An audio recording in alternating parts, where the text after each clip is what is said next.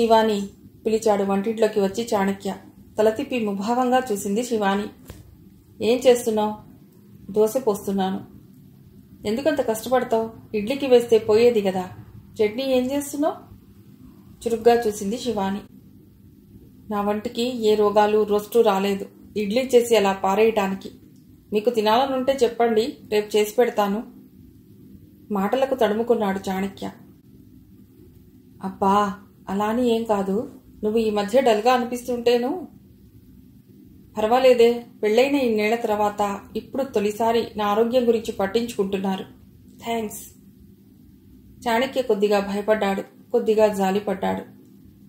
ఆరోగ్యంగా ఉంటే ఈ మధ్య ఎందుకలా ఉంటున్నావు? సంకోచిస్తూ భయపడుతూ చిన్నగా అడిగాడు చాణక్య. చేతిలో గరిటెను పిండిలోకి విసిరేసింది శివాని. నేనెందుకలా ఉంటున్నానో మీకు తెలియదా? ఎందుకు? నా చేత చెప్పించుకోవాలా? మళ్ళా సీన్ క్రియేట్ చేయాలా? నువ్వే కదా సీన్ క్రియేట్ చేస్తున్నది. నంగి నంగిగా అంటున్న భర్త వైపు చీత్కారంగా చూసింది శివాని. నేనా? బాగుంది. తప్పు చేస్తున్నది మీరు. ఆ తప్పుని ఎత్తి చూపిస్తే నేను సీన్ క్రియేట్ చేస్తున్నానంటారా? ఎందుకండి హింసిస్తున్నారు మీరిలా నన్ను? నా మానాన నన్ను పడి ఉండనీయకుండా మధ్య మధ్యలో వచ్చి నన్ను రెచ్చగొట్టి నా చేత వాగించి, అలా వాగినందుకు నన్ను నేను తిట్టుకుంటూ బాధపడేలా ఎందుకిలా నరకం చూపిస్తున్నారు మీరు? వద్దనుకున్న శివాని కళ్లల్లో నీళ్లు రాలాయి. ఆ నీళ్లల్లో అసహాయత. ఎందుకు అర్థం చేసుకోవు నువ్వు నన్ను? నేను చెప్తున్నాగా నీకు నేను అన్యాయం చేయనని. కోపంగా చూసింది శివాని. ఎలాంటి అన్యాయం చేయనంటున్నారు? నన్ను వదిలేనని ప్రామిస్ చేస్తున్నారా? కొత్తగా ఇప్పుడు నన్ను వదిలేసేదేమిటి? ఆ పిల్ల నేను మీ దృష్టిలో సమానమని చెప్పినప్పుడే మీరు నన్ను వదిలేశారు.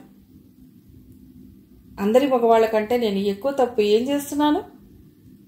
చాణక్య తనని తాను సమర్థించుకోవాలని చూడటం కోసం చేసే ప్రయత్నంలో భార్యకు మరింత దూరం అయిపోతున్నాడు. ఛీ, అందరిలా దిగజారిపోవాలనుకుంటే అది మీ కర్మ. చాణక్య కొద్దిగా జంకాడు. ఓకే, మీరు అలా ప్రవర్తిస్తే చాలనుకుంటే అది మీ ఇష్టం. నన్ను పోగొట్టుకోవటానికి మీరు సిద్ధంగా ఉన్నప్పుడు నేను మీకోసం అల్లల్లాడటంలో అర్థం లేదు. విసురుగా లేచి వెళ్లబోయిన శివాని చేయి పట్టుకున్నాడు చాణక్య. అలా అనకు ప్లీజ్. ఇంకెలా అనాలి? సతీ సుమతిలా మీరు మరో ఆడదాన్ని కోరుకుంటే నేను మీ సుఖాన్ని కోరుతూ పతివ్రతలా పడుండాలా? కాదు కాదు, నా భార్యకు అంత హీనస్థితి రానివ్వను. ఇంతకంటే హీనస్థితి మీరు నాకు ఏం కలుగజేయగలరు? నన్ను కాదని, నా ప్రేమను కాదని, నా నమ్మకాన్ని కాలదని, మీకు స్పర్శానందం ఇచ్చే మనిషి కోసం, మరో కొత్త మనిషి కోసం మీరు వెళ్ళటంతో నా మనస్సు ఎంత నలిగిపోతుందో మీకు అర్థం కాలేదన్నమాట. చాణక్య లేచి వచ్చి ఆమె పక్కన కూర్చున్నాడు. సారీ, నా తప్పు నాకు తెలుస్తోంది. ఏటో అలా జరిగిపోయింది. తల వంచుకున్నాడు. అతడు కొన్ని నెలల దూరం తర్వాత అలా మాట్లాడుతుంటే శివాని మనస్సు జారింది. పోనీ ఇప్పటికీ మించిపోయింది లేదు.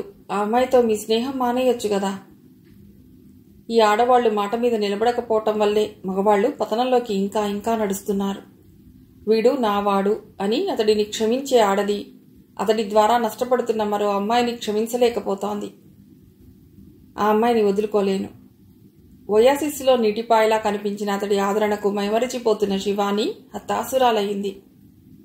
అంటే అంటే అతడిని జీవితాంతం ఆమెతో తను పంచుకోవాలా? నేను కావాలని మీరు అనుకుంటే మీరు ఇలా చేసి ఉండేవారు కాదు. చాణక్య మాట్లాడలేదు. గిల్టీగా తలంచుకున్నాడు. నేను రేపు లావణ్య దగ్గరికెడుతున్నాను. ఎప్పుడొస్తావు? రాను.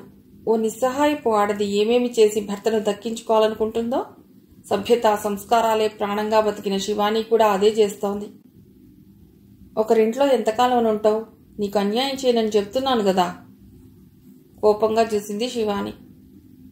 ప్లీజ్, మీ నాలుకను కంట్రోల్ చేసుకోండి. ఇంకెప్పుడూ ఆ అన్యాయం అనే మాట అని నన్ను ఇంకా ఇంకా అవమానించకండి. విసురుగా అని అంతే విసురుగా స్టవ్ ఆపేసి బెడ్రూంలోకి వెళ్లి పడక మీద వాలిపోయి ఏడ్చేసింది శివాని. ఆమె వెనకే పిల్లిలా వచ్చిన చాణక్య ఆమె భుజం మీద చేయి వేశాడు. తలెత్తి కళ్ళెత్తి వెర్రిగా చూసింది శివాని. ఎంతకాలమైందో అతడిలా తన భుజం మీద చెయ్యి వేసి. సారీ, నన్ను అర్థం చేసుకో. ఎందుకు జరిగిపోయిందో జరిగిపోయింది. వెనక్కి తీసుకోలేని పొరపాటు జరిగిపోయింది.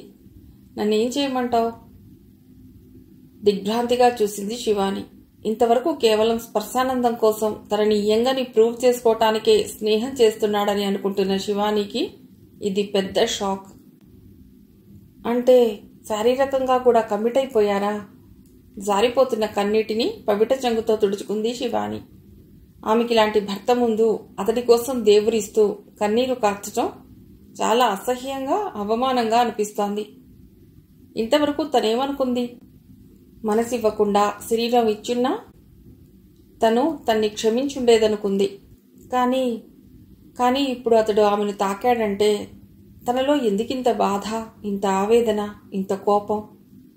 దానికి జవాబు ఆమెకి మరుక్షణమే దొరికింది. తన భర్త సింధూరకు మనసిచ్చి తర్వాత తాకాడు. అప్పుడు తనకు సింధూరకు అతడి దృష్టిలో తేడా ఏముంది? ఒక్కసారి హతాశురాలైంది శివాని. ఆమెకు జీవితం సర్వం చీకటైపోయింది. ఛీ, ఆ పిల్లకైనా బుద్ధుండొద్దు.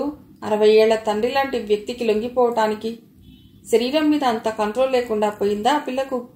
తన ఫ్యూచర్ని ఆలోచించకుండా మీకు శరీరాన్ని ఇచ్చిందంటే ఆ పిల్లది ఎలాంటి క్యారెక్టరో? ఈసారి చాణక్యకు కోపం వచ్చింది. ఆ అమ్మాయి అలాంటిది కాదు, నన్ను నమ్ముకుంది. చీత్కారంగా చూసింది శివాని. నేను పెళ్లి చేసుకుంటానంటేనే ఆమెకు స్పృహ తప్పినట్టయింది. జీవితంలో పరాకాష్ఠను చూసిందామె. వంటగదిలోకి వెళ్లి తలుపులేసుకుంది. అతడి శరీరంలో శక్తి హరించుకుపోయింది. తలుపు బాదాడు. ప్లీజ్ శివా, తలుపు తీ. ఇహ నిన్ను బాధ పెట్టను. నన్ను నమ్ము ప్లీజ్. చాణక్య ఊహించింది నిజమే, కాని అతడి మీద కోపంతో తనను తాను చంపుకోవాలని అనుకోలేదు. ఆమెకు ఆమె మీదే రోత కలిగింది. అతడిని ఇన్నాళ్లు ప్రేమిస్తూ వచ్చిన తన మనస్సు మీద రోత కలిగింది.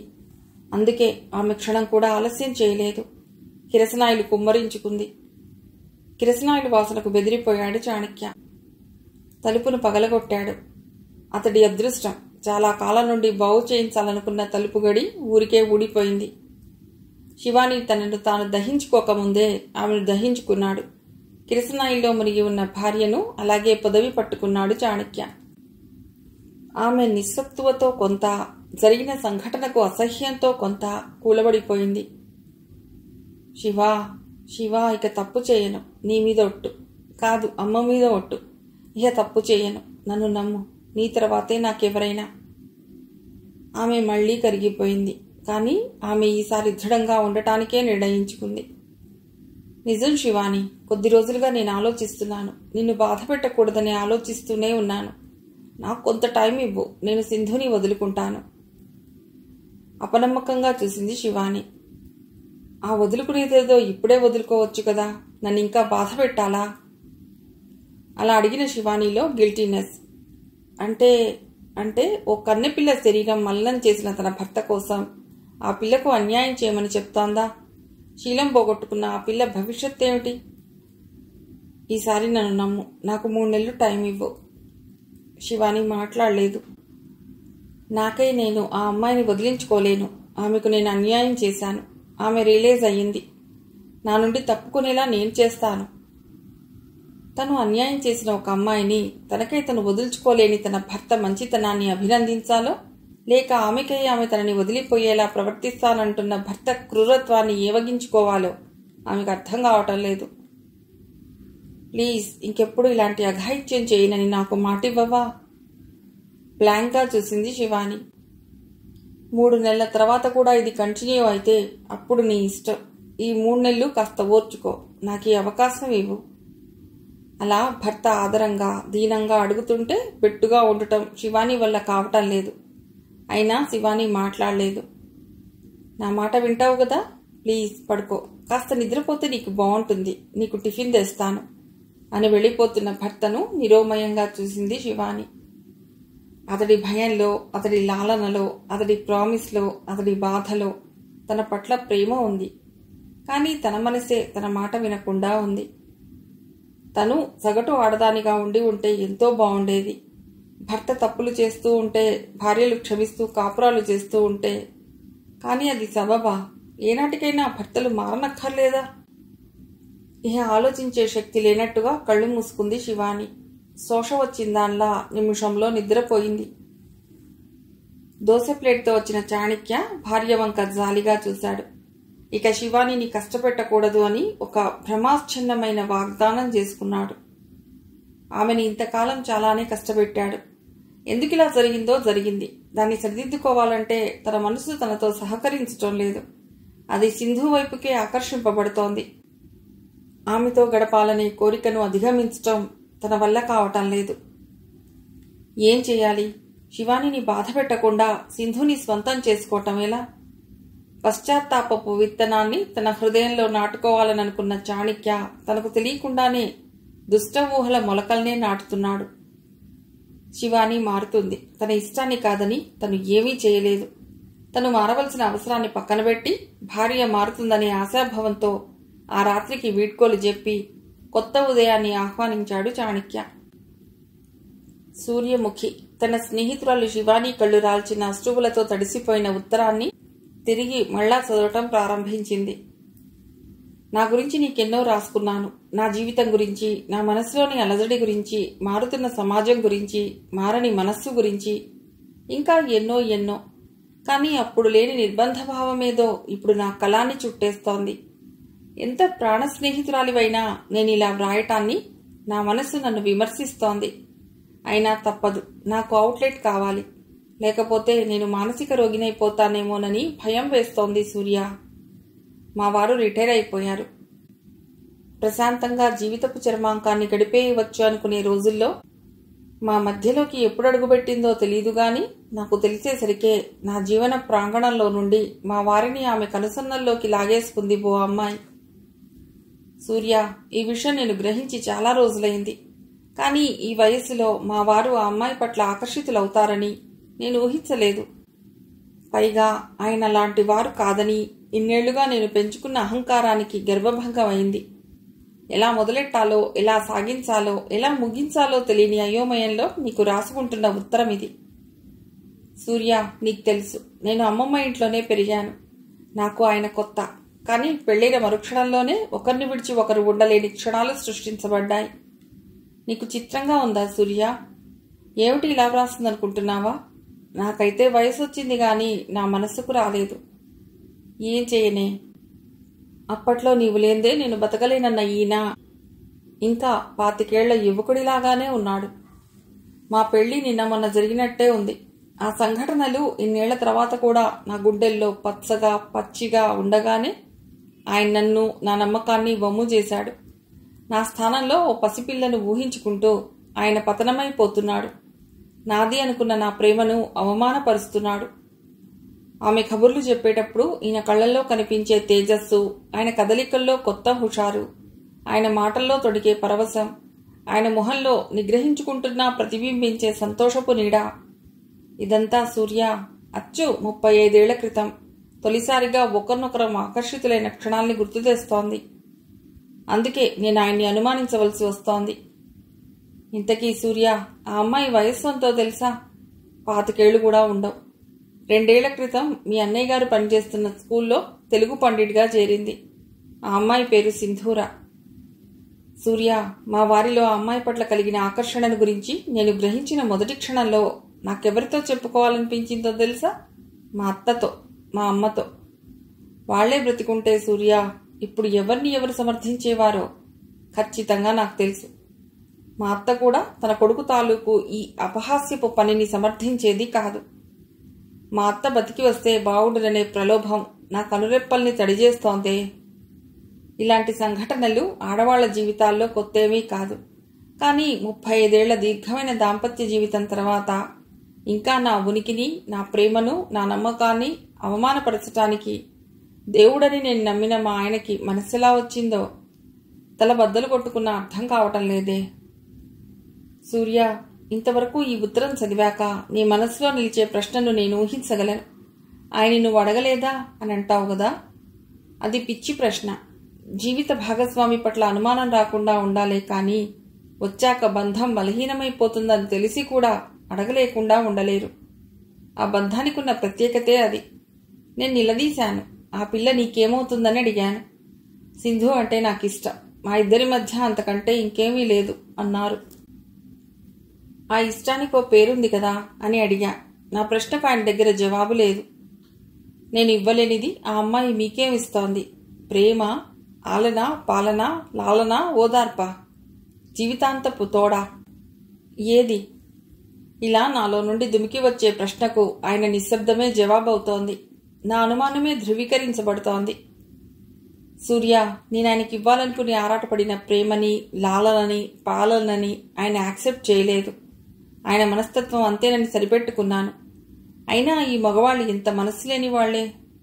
కనీసం నీకంటే సింధు నాకేమి ఎక్కువ కాదు అనే మాటను ఆయన నోటి వెంట వినాలని ఆశపడ్డ క్షణాలున్నా ఏ ఒక్క క్షణంలోనూ అలా చెప్పి నన్ను ఓదార్చలేదు.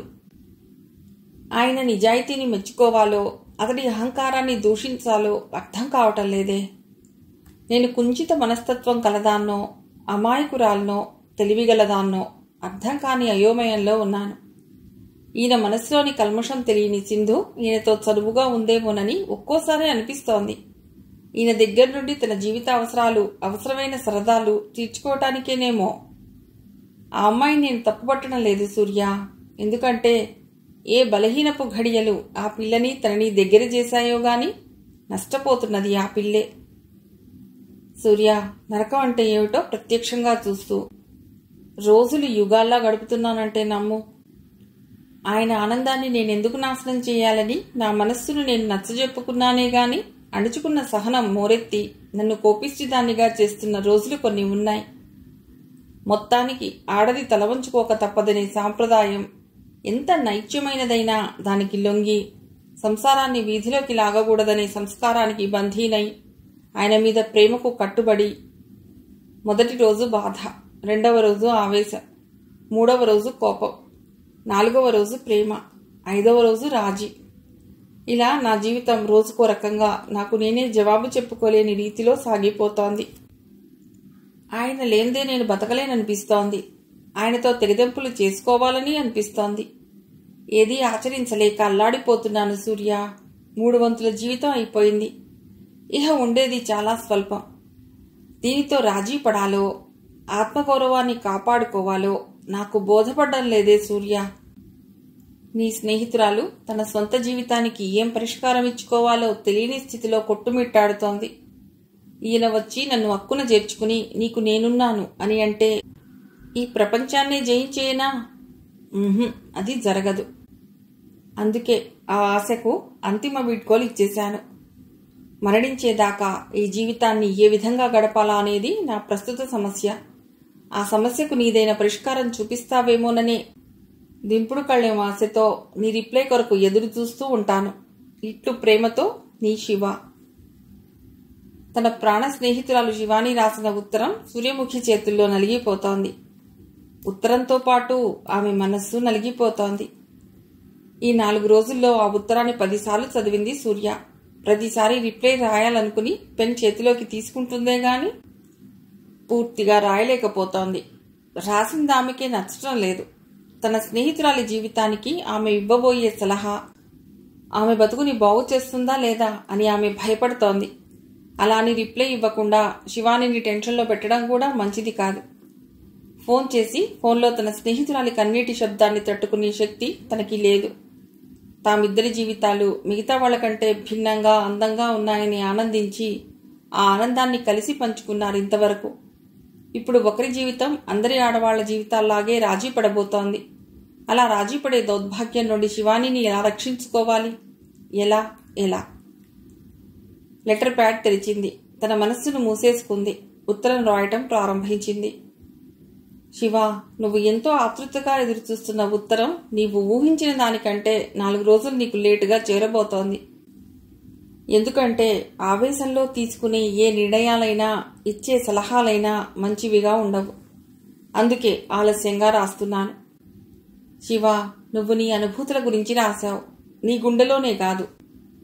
రాతి మనిషి అని ఆయన నన్నావే, ఆయనలో కూడా ఉంటాయవి. కాకపోతే నువ్వు మీ వారితోనే ఆ క్షణాల్ని, ఆ మాధుర్యాన్ని అనుభవించాలని ఆశపడుతున్నాను. ఆయన ఆ క్షణాల్ని ఆనాటి నీ వయస్సులో ఉన్న సింధురతో కోరుకుంటున్నాడు. ఆకర్షణలనేవి అప్పటికప్పుడే అంకురార్పణ జరిగే కలుపు మొక్కల్లాంటివి. వాటి గురించి ఎందుకే నువ్వు భయపడతావు? నేను నీకు ఓ సలహా ఇస్తాను, పాటిస్తావా? నువ్వు మీ ఆయన్ని నిర్లక్ష్యం చేయి, అప్పుడు అతడే నీ వెంట పడతాడు. అప్పటికీ పడలేదంటావా? నేను చెప్పింది చేయి. తప్పు లేదు. నీ చుట్టుపక్కల ఉన్న ఏ మగాడితోనన్నా స్నేహం చేయి. నీ మనసు నిన్ను ప్రశ్నించదు, ఎందుకంటే నువ్వు నిష్కల్మషంగా స్నేహం చేస్తున్నావు. నువ్వు ఎన్నుకునే వ్యక్తి మాత్రం ఓ మంచి వ్యక్తి అయి ఉండాలి.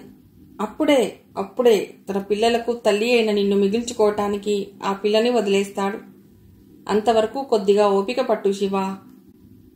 శివాని రోమాలు జుగుప్సతో నిక్కబొడుచుకున్నాయి. తన భర్తను తన వైపు తిప్పుకోవటానికి ఇంత నికృష్టమైన పని చేయాలా? తన దుఃఖాన్ని తనలోనే ఇముడ్చుకుని మరలా ఉత్తరంలోకి చూసింది శివాని. మగవాళ్లలో మరో ఈగో కూడా ఉంది. వాళ్లను యవ్వన దశను దాటేశావు నువ్వు అంటే ఒప్పుకోరు వాళ్ళు. పైగా యవ్వనం తిరిగి రావాలనే తపన. కానీ అది రాదు కాబట్టి చిన్న వయస్సు పిల్లని ఎన్నుకున్నారు. అలా తనలోని ప్రావీణ్యాన్ని ప్రూవ్ చేసుకోవాలని ప్రయత్నిస్తారు. జీవితంలో నటించడం ప్రారంభిస్తారు. ఇది ఎంతో కాలం నిలవదు. కొద్ది రోజులకు వెగటు వేస్తుంది. సహజత్వం కావాలనిపిస్తుంది. అప్పుడు వస్తాయి ఆయనకు నువ్వే కావాలనుకునే నిజమైన క్షణాలు. నువ్వు లేందే బతకలేని క్షణాలు. ఆ క్షణాల కొరకు ఎదురు చూస్తూ ఉండు. కొద్ది కాలం ఆయన అనౌచిత్యం తాలూకు అవమానంలో నీ మనస్సును మండించుకోకుండా అతడే కావాలనే అభిలాషను పక్కన పెట్టి నీ జీవితాన్ని నువ్వు నిర్మించుకో. నువ్వు అతడు లేకుండా ఏదైనా సాధించగలవని నిరూపించుకో. శివ, నువ్వు ఒక ఆడదానివి. నీ మొగాడు మారే వరకు ఎదురు చూడు అని న్యాయం చెప్తున్న నన్ను క్షమించు. ఈ న్యాయం మారే రోజు వస్తుంది. నా నమ్మకం నాకుంది. ఉంటాను. ప్రేమతో నీ సూర్య. లెటర్ చదవటం పూర్తి చేసిన ఆమెలో చీకటి. నువ్వు ఆడదానివి. నీ మగడు మారే వరకు ఎదురు చూడు అంటోంది సూర్య. తన కన్నీళ్లకు, అభ్యర్థనలకు, ప్రార్థనలకు లొంగని ఆయన మారే వరకు తను ఎదురు చూడాలా? లేక మారని ఆయన పట్ల తనకి విరక్తి కలక్కముందే ఆయన మారాలా? మిగిలిన కథ తర్వాతి భాగంలో.